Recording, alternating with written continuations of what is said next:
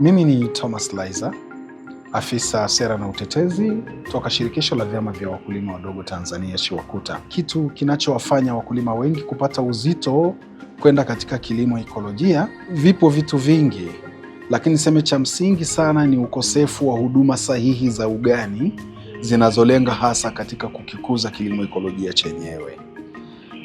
Wapo wakulima wanafanya kilimo ekolojia bila kujua. Wapo wanaotamani kukifanya kilimo ekolojia lakini hawajui namna gani watakiendea kilimo ekolojia. Na sababu hapo ni nini?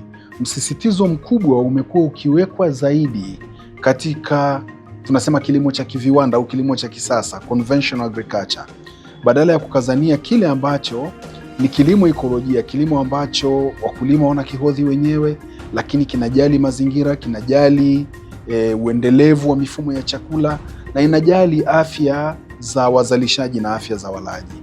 Kwa hiyo hilo ni tatizo ama ni kikwazo ambacho kinawasumbua wakulima wengi.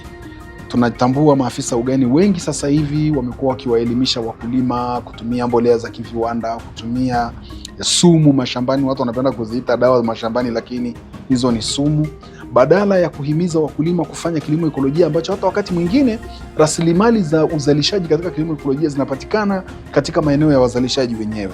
Kuna mahali wapo wafugaji na wakulima, kwa maana hiyo mbolea asili inapatikana kwa maana ya samadi, mboji zinapatikana, lakini ni mabwana shamba wachache sana, mabibi shamba wachache sana wanaokumbuka kumwambia mkulima kwamba rasilimali za kuiwekeza katika ardhi yako iweze kuzalisha kiuendelevu, ukatunza mazingira, ukazalisha chakula kilicho salama na we mwenyewe ukawa salama kwa kutotumia kemikali zenye madhara, zipo katika eneo lako. Wengi watamwambia kimbia dukani kachukue mbolea fulani, kimbia dukani kachukue mbegu fulani, ilhali mbegu za asili zipo, zinapatikana, na sio kupatikana tu, zina faida kilishe, zina faida kimazingira, kwa maana kwamba ni mbegu ambazo zinaendana na mazingira husika ya uzalishaji. So sasa nini kifanyike? Nani anapaswa kuviondoa hivyo vikwazo ambavyo vimekuwa vikimkabili mkulima kutokufanya ekolojia, ama wanafanya lakini sio wengi kama ambavyo tungetamani?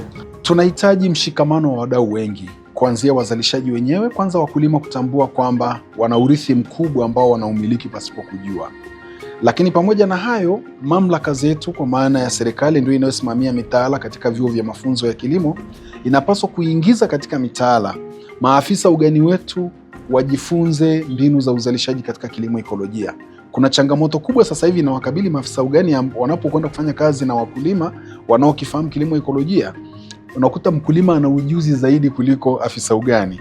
Sasa kidogo haipendezi sana. Tulitegemea mtaalamu, kwa kuwa ni mtaalamu, awe ana ujuzi mkubwa katika mbinu mbalimbali za uzalishaji. Lakini kingine, nigeukie walaji. Walaji wana nafasi kubwa sana ya kuleta mabadiliko. Siku zote mzalishaji anajaribu kujibu mahitaji ya walaji au watumiaji.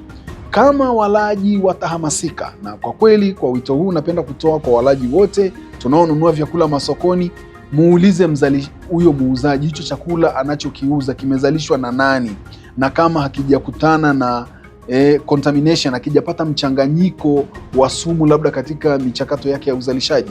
Tukishaanza kufanya hivyo, jinsi ambavyo hatuthubutu kununua nyama ovyo ovyo mitaani kwa sababu za athari za kiafya, tunataka nyama iliyoko buchani kwa kuwa imepimwa. Na katika ulaji wa mboga mboga, ulaji wa nafaka, ulaji wa chochote kile, unapaswa kwenda katika mtazamo huu. Kwa hiyo ni wadau wengi, lakini kuna upande mwingine tia sisi ambao ni mashirika SHIWAKUTA kama chombo cha wakulima, lakini zipo NGO pia na makampuni mbalimbali yanapaswa kujielekeza katika hilo. Na mimi ninachoamini, kilimo ekolojia kinaweza kulisha jamii, kinaweza kulisha taifa, kinaweza kulisha dunia kama tu kitapata usaidizi unaohitajika, na wadau wote tutajielekeza katika kukiwezesha kilimo ekolojia kutosheleza mahitaji yetu kilishe.